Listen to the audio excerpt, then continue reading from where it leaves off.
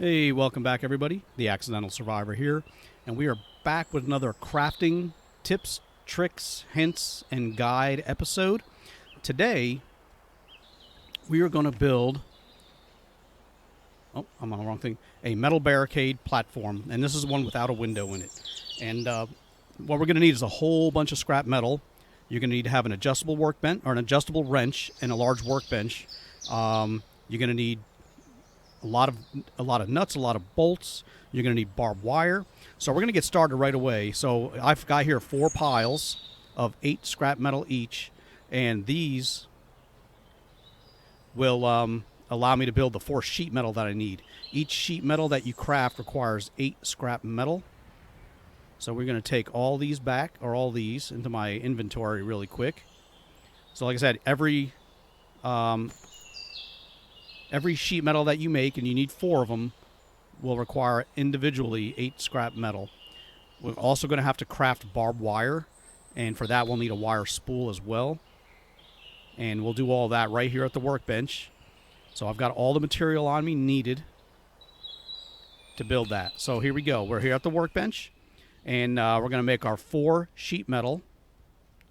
So once I have all that, so there's 1, 2, 3, and 4. Okay, we are going to need a wire spool. So let's craft a wire spool. And with that, we need to make barbed wire.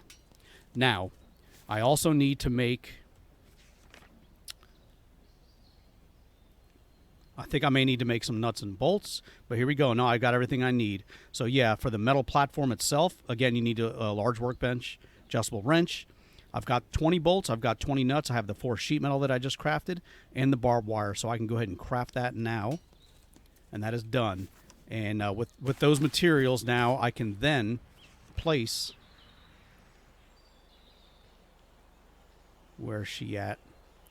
The metal barricade platform.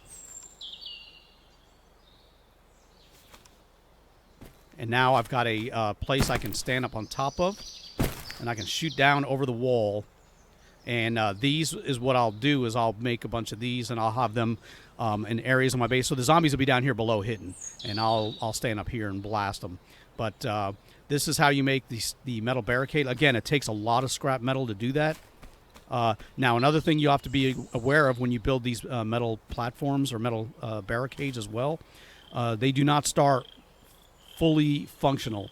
It'll give me only 100 of the 400 that is available to it. So what I have to do in the meantime, once you get that crafted, you've got to get your screwdriver, and then you just got to sit here and repair it. So you'll want to have screws on you as well. If you don't have them already crafted, you can craft screws using another piece of scrap metal.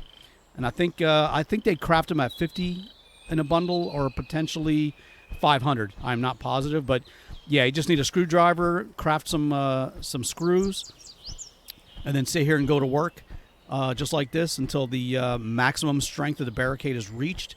Because yeah, trust me, you don't want to place this down and not do this, because they'll destroy it like in a heartbeat. So they'll still destroy it pretty quick.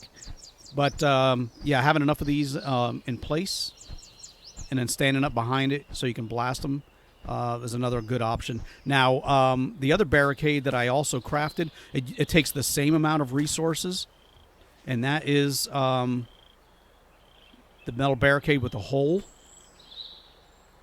The difference is you can look out this window, but you can't really, there's nothing to stand on. So this is mainly for visual. I do not really like this one any better. This is actually a much nicer one. I like being able to stand here and look down. The other one is just like, oh, I'm running around, I can look outside, but you can't aim at the zombies, and if you shoot them, you're going to actually damage this, and this will need to be repaired as well.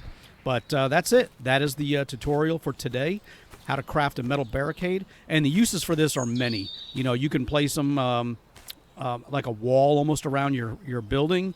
I like to use them in horde battles at choke points. So because these are a lot stronger than some of the other barricades that I use, I will utilize this to kind of funnel them to a certain area.